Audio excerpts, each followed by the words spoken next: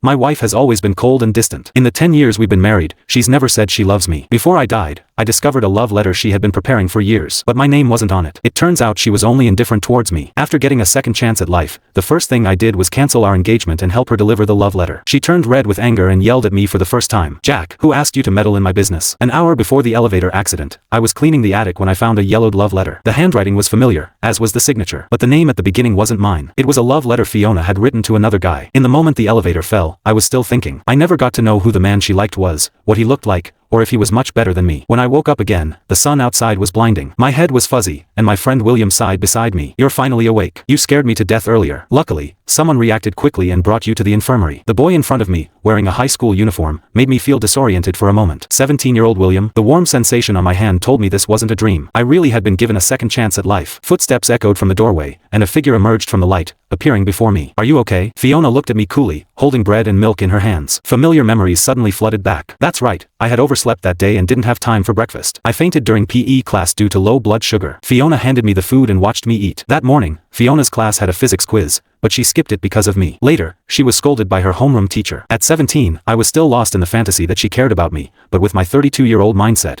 I now knew clearly that Fiona was only taking care of me because she had promised my father. Fiona's father and my dad were war buddies. After Fiona's father died in the line of duty, her mother took the compensation money and ran off. My dad, seeing Fiona alone and helpless, took her in and raised her. Because she was dependent on us, she always listened to my dad and never dared to disobey. From that day on, Fiona became my little shadow. Everyone teased us behind our backs, saying I had an obedient childhood sweetheart. Later, when my dad noticed my feelings, he joked about Fiona becoming our daughter-in-law. She didn't say a word. Back then, I thought she was just shy and reserved. Now that I think about it, I was such a fool. During class, I was distracted, constantly replaying the events of my past life. I didn't want to ruin Fiona's life again. Perhaps if we didn't get married, she would be happier, and I wouldn't die either. After the evening study session, the teacher kept us for an extra 10 minutes. When class was finally over, students rushed out in a flurry. As I packed up my things, I saw Fiona waiting for me at the door, her head lowered as she looked at her error correction book. The light shone on her, making her appear even more aloof and cold. As we walked out of the school building, silence hung between us. Fiona was always like this, cold, indifferent, as if nothing interested her. I watched her back and suddenly stopped in my tracks. "Fiona, you go ahead. You don't need to walk with me anymore, and you don't have to wait for me in the future either." "Why?" "No reason. You're free, Fiona." I headed towards the back street of the school, planning to buy some exercise books to improve my lackluster math skills. The person behind me caught up, asking coolly, "Jack, what's wrong now? Is it because I arrived too late this morning, or you didn't like the milk I bought?" The store only had that flavor left. The moonlight shone on her, cold and clear. Her gaze seemed to say, "What are you up to now?" I tried to explain, "It's really not that. The college entrance exam is coming up soon. Everyone's time is precious. You don't need to waste yours on me. I need to study hard too." Fiona stood there, stunned. It was probably the first time she had heard me say something like this.